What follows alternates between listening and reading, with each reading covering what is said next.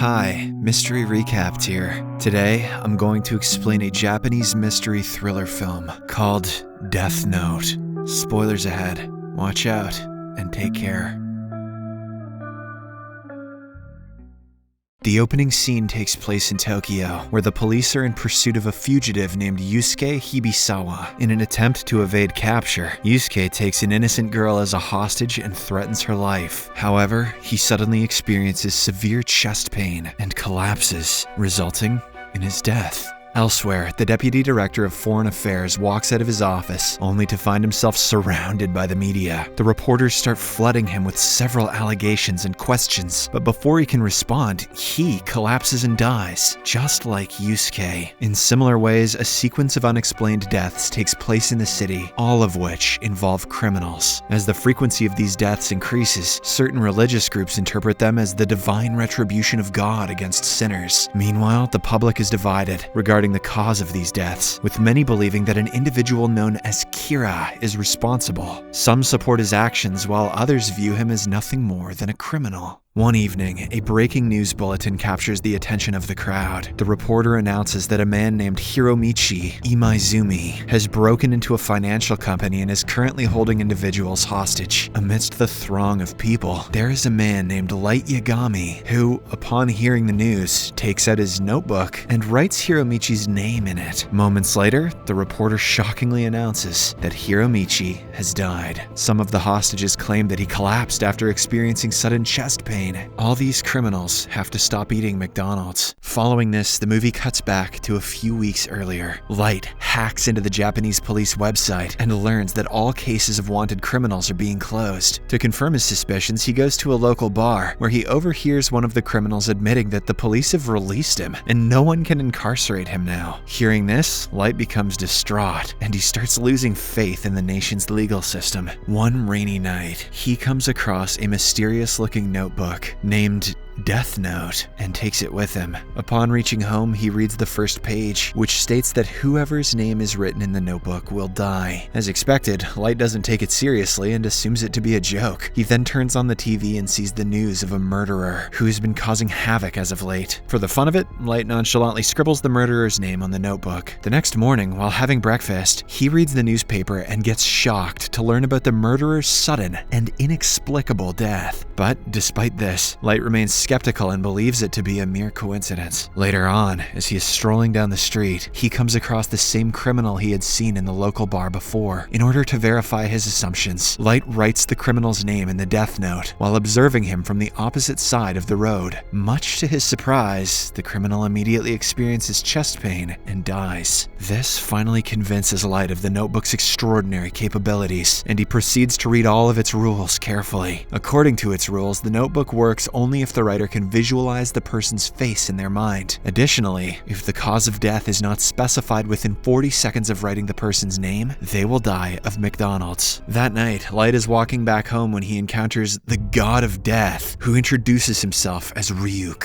It is revealed that only those who touch the death note can see him. Initially, Light is terrified to see the scary figure and asks if he has come for the book, but Ryuk promises that he means no harm. He then explains that Light can use the book as many times as he wants to. Hearing this, our protagonist becomes determined to create a world without crime, where the righteous will be celebrated and the wicked will cower in fear. Yes, says Ryuk. At the present time, the police are still investigating the mysterious deaths that have been occurring, but so far they have no leads on the so-called Law Lord, Kira. Hence, they turn to a mysterious figure known only as L for help. L communicates with the cops via a laptop and suspects that Kira is from Japan and is committing these crimes on his own. So he comes up with a plan. L, with permission from the police, uses a fugitive criminal to challenge Kira through a live broadcast. The plan works, and when Light watches the broadcast, he becomes enraged at the criminal's insulting words. Hence, he quickly writes down his name in the death note, causing the criminal to die instantly. Following this incident, the real voice of L appears on the live broadcast, and he explains that the whole thing was a trap set to narrow down Kira. He reveals that the conference was broadcast exclusively in Japan, and now the police know Kira is from Japan. L also warns that once Kira is apprehended, he will be sentenced to death. Meanwhile, Light, who is watching from home, becomes terrified of the threats. However, he is powerless to intervene because L never shows his face to anyone. In the next scene, the police department appoints one of their best officers, Sachiko Yagami, as the case's lead investigator. Ironically, he is revealed to be Light's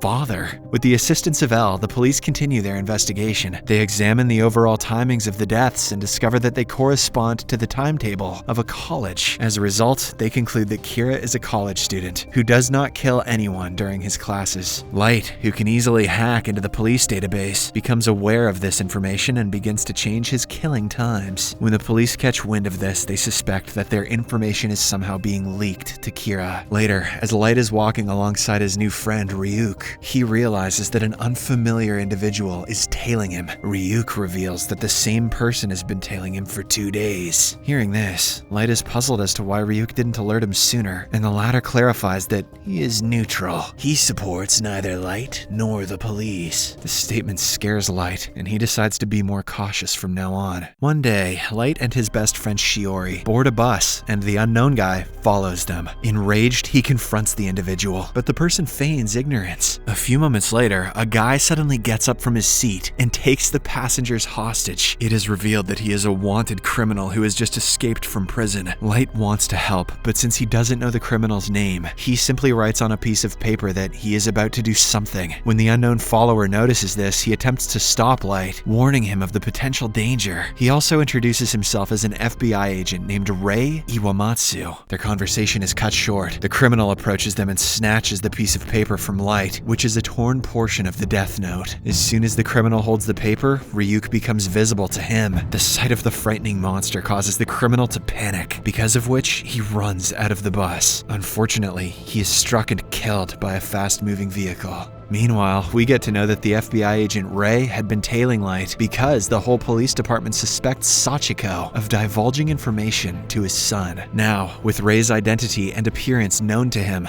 Light aims to clear him from his way. However, Ryuk warns that he will be the prime suspect if he does so. To clear any suspicion towards himself, Light decides to collect the names of all the undercover FBI agents connected to the case. For this, he summons Rei to the subway and communicates with him through a transmitter. Light blackmails Rei into inscribing the names of all the FBI agents on a piece of paper, threatening to murder innocent passengers on the train if he doesn't comply. Rei has no other alternative but to cooperate. Subsequently, he views the images of all the agents in his database, and Light inscribes their names on the death note. As a result, all the FBI agents involved in the case die out of chest pain. As his work gets done, Light heartlessly kills Rei as well. The latter's fiancé happens to be on the same railway platform, and when she notices Rei collapsing, she rushes to help him, but it's too late. Later, at the police station, Light's dad Sachiko makes an announcement informing the team that their lives are in danger because Kira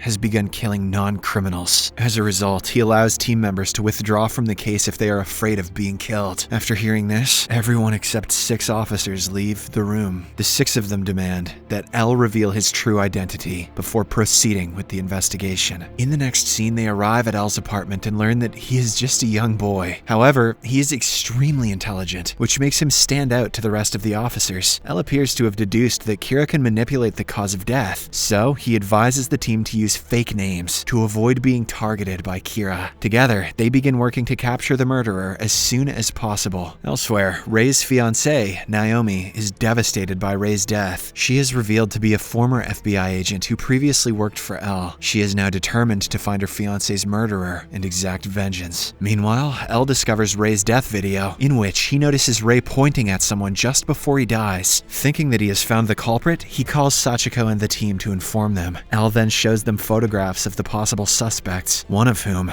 is Light. As a result, he wants Sachiko's family to be constantly monitored. On the other hand, Light starts scheduling deaths a week in advance and tells Ryuk that the mission must continue, even if something happens to him. The following day, Naomi confronts Light with suspicion while he is at college. He recognizes her from the railway platform but denies knowing anything about Rei's death. Despite his refusal, Naomi suspects him and claims that he is the one who used the bus jack to learn of Rei's identity. Realizing that he has been exposed, Light quickly writes her name on a piece of death note, but Naomi reveals that he can't kill her because she gave him a false name. Before leaving, she vows to track down Kira and will not stop until he is in prison. Later that night, Light returns home and notices an unusual smell, which makes him suspicious that someone has entered his room without his knowledge. He then informs Ryuk that his room has been bugged with cameras and listening devices. His hunch turns out to be correct, as Elle and the cops are constantly watching him inside his room. After finding nothing fishy for the first few days, Sachiko becomes assured that his son is innocent. However, Elle insists on continuing the surveillance because no deaths have been reported while monitoring Light. On the 7th day of surveillance, Light is seen having dinner with his family. Once he is done, he returns to his room, locks the door, and unwraps a packet of chips. Munching on them, he studies, pretending to be unaware of the surveillance. Suddenly, there is news that a new criminal has been apprehended, and he dies soon after from a heart attack. When the agents learn of this, they declare that Light is no longer a suspect, but Elle still has suspicions. However, he orders his assistant to remove all the cameras and bugs from Light's room. Unbeknownst to them, Light had hidden the death note inside the bag of chips, and he covertly wrote the criminal's name to free him from the allegations. One day, Shiori calls Light and proposes they meet at an art gallery, to which he happily agrees. During the call, however, he suspects something is amiss, because her voice sounds strange. In reality, Naomi has taken Shiori hostage and is using her to lure Light to the meeting place. In the next scene, after Light arrives at the art gallery, he finds Naomi holding Shiori hostage. She angrily demands that he confess to being Kira. However, Light denies the allegations and begs her to release Shiori. In an attempt to make him confess, Naomi even reveals her real name and asks him to kill her. Meanwhile, Elle and the team are watching the incident unfold through CCTV cameras. Not long after, Naomi is distracted by police sirens outside, giving Shiori a chance to break free and run towards Light. But in a state of panic, she accidentally shoots the poor girl. As Shiori slowly succumbs to her injuries, she kisses Light and confesses her love for him. Then she passes away, leaving him distraught. Soon after, the police arrive at the crime scene, and before they can apprehend Naomi, she commits the unthinkable. The scene then flashes back to a few hours earlier, where Light learns of Naomi's true name from her wedding card. On his note, he then meticulously writes the entire plot of Naomi's death. At present, Light is approached by his father, who apologizes for not saving Shiori. The moment Sachiko leaves the scene, Ryuk arrives and asks if he ever expected to lose her. Light turns around with an evil grin, revealing that he was the one who actually plotted Shiori's death with Naomi. He explains that he orchestrated Shiori's death as part of his plan to make the authorities sympathize with him and remove him as a suspect. Ryuk looks upon him with disgust in his eyes and says that Light is a demon in human form.